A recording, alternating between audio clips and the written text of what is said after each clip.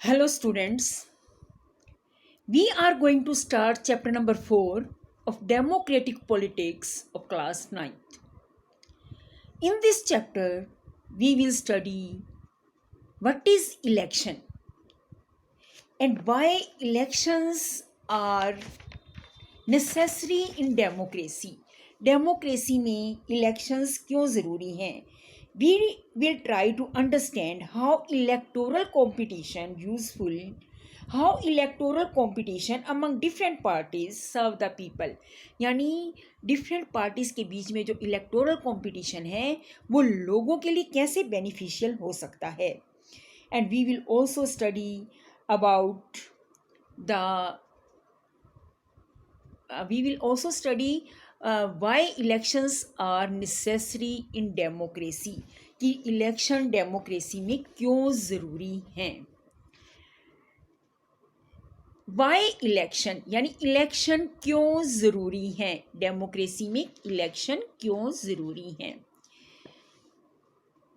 इससे पहले हम पढ़ेंगे कि इलेक्शन होते क्या है. What is election. Election is a mechanism by which people can choose their representatives at regular interval and change them if they wish to do so. Election वो प्रक्रिया है जिसके द्वारा लोग अपने प्रतिनिधि यानी रिप्रेजेंटेटिव्स को चुनते हैं और वो उन्हें चेंज भी कर सकते हैं अगर वो चाहें तो election in assembly election in Haryana में असेंबली इलेक्शन हुए तो उसके बारे में हम स्टडी करेंगे कि क्या हुआ. एक छोटी सी न्यूज़पेपर क्लिप है वो मैं आपको पढ़कर बताती हूँ क्या है. The time is after midnight and acceptant crowd sitting in the past 5 hours in choke of town in waiting for its leader to come.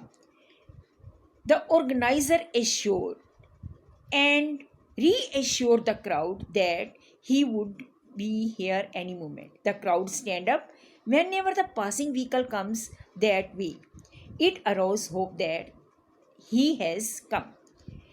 कि ये एक इलेक्शन के समय की न्यूज़पेपर क्लिपिंग है कि Chaudhary Devilal, the leader is mister Chaudhary Devilal of Haryana Sangharsh Samiti, who was to address the meeting in Karnal on Thursday at night.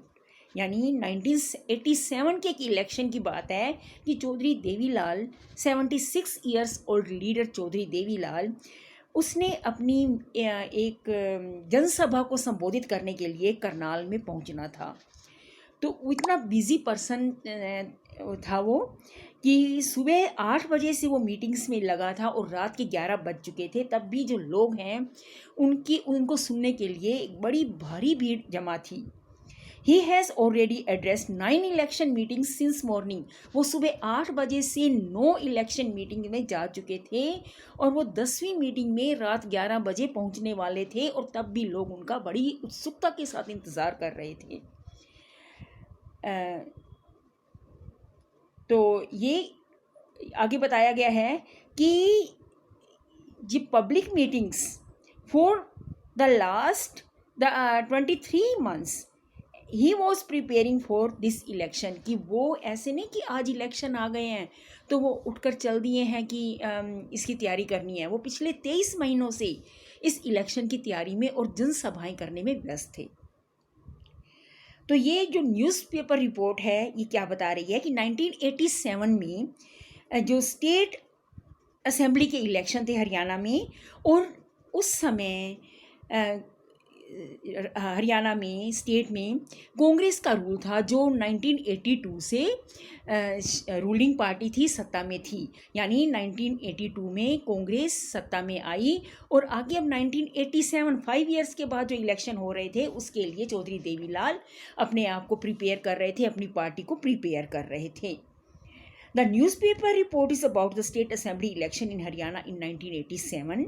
The state had been ruled by Congress party-led government since 1982.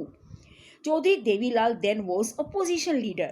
Lead a movement called Nyay Yudh, उन्होंने एक यानी movement, एक आंदोलन चलाया, न्याय युद्ध, struggle for justice, न्याय के लिए स्ट्रगल, एक मूवमेंट चलाया और उन्होंने नई नई पार्टी एक फॉर्म की, Lok Dal. His party joined other opposition parties to form front against Congress in the election में कांग्रेस को हराने के लिए उनकी पार्टी में कई और अपोजिशन पार्टियां भी आकर मिल गई और एक फ्रंट तैयार किया। Devilal said that his party won if his party won election and government would formed, the loans of farmers and small businessmen were waived, would be waived, कि अगर उनकी पार्टी सत्ता में आती है तो और सरकार बनाती है तो उनकी सरकार सबसे पहले छोटे बिजनेसमैन और छोटे किसानों के कर्ज़ों को माफ़ करेगी।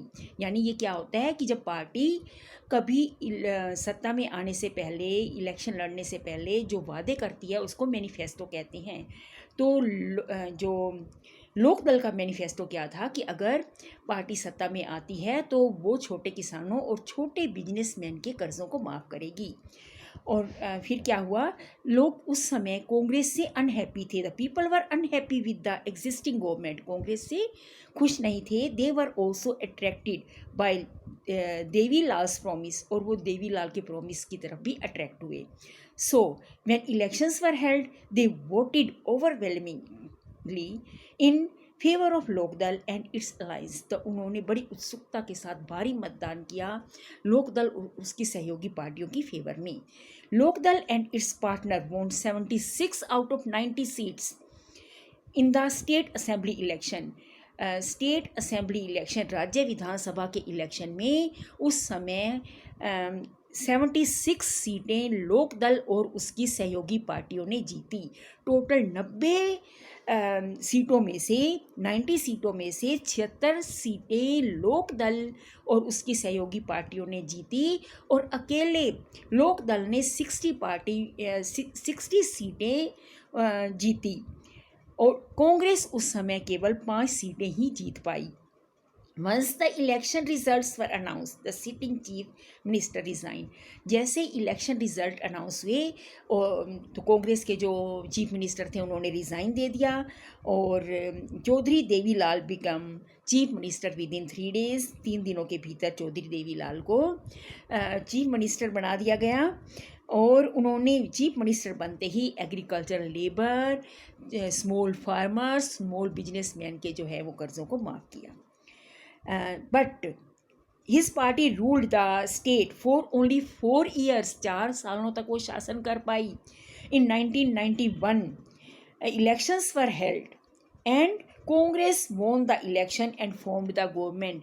इतनी पॉपुलैरिटी से, जो इतने बहुमत से बनी हुई सरकार 4 साल तक सरकार चला पाई और उसे अपने 5 साल भी पूरे नहीं हो पाए उससे, और फिर से इलेक्शन 1991 में इलेक्शन हुए और इस बार कांग्रेस ने सरकार बनाई। तो ये क्यों होता है, इलेक्शन क्यों ज़रूरी हैं, इलेक्शन डेमोक्रेटिक क्यों होते हैं, हम इस स्टोरी के द्वारा आगे समझने की कोशिश करेंगे।